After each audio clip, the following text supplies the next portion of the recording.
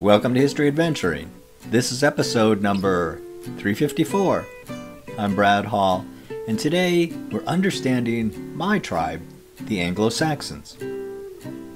Well, unlike race, which is a nonsense concept, tribes actually do exist.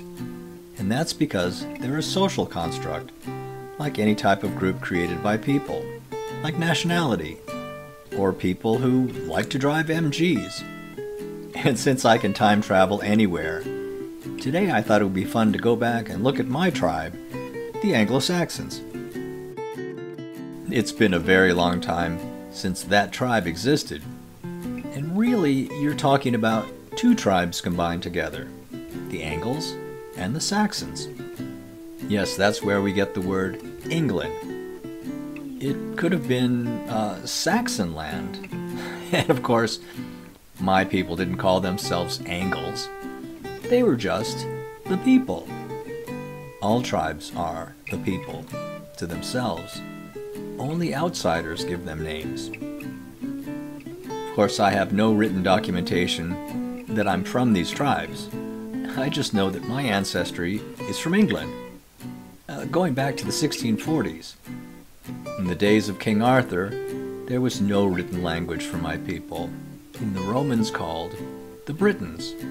And there certainly wasn't anything written down before that time. But people lived there on that island. And as someone who has spent all of his adult life in Arizona and Southern California, I often wonder why they chose to stay in a cold and rainy climate. But they had probably never even heard of the Riviera. The easiest way to be accepted into a tribe is to be born into one, but there are other ways to join a tribe than blood. You can marry into it, or you can just be accepted.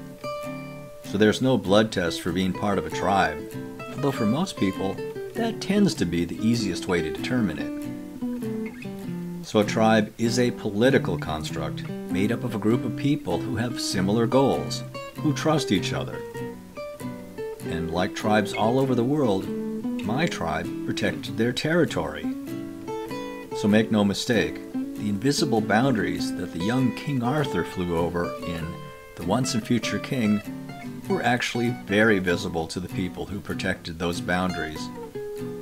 A tribe's territory might extend to a river, or a particular clearing in the woods. My 21st century eyes would never see it, but my ancestors' eyes would have seen it with ease. You can replace the word tribe with just about any word that describes a group of people who protect themselves. It could be a country, or it could be a gang, or it could be a club. I'm picturing an old treehouse club with the words, no girls painted on a sign, with the S backwards, of course. For some people, it's their immediate family.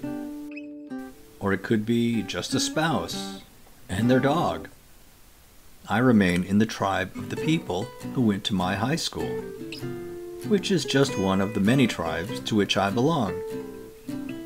I was a member of the tribe of people who lived at the apartment complex in Canoga Park in the 1980s, and I was called a homeboy, which I accepted with pride.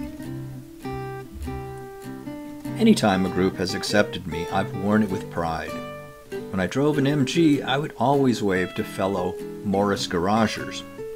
I had a shirt with a logo on it, and I would have been quick to stop and help anyone who needed to balance their SUs. I was polite, although a bit standoffish to people who considered their cars to be sports cars, but people who drove AMXs weren't part of my group. Of course, I would have welcomed them to the joy of owning a car that constantly broke down. But I know that for some people, it was a difficult concept to understand. And so, if you ask me if I'm proud to be part of the Anglo-Saxon tribe, of course I am. That's how tribes work.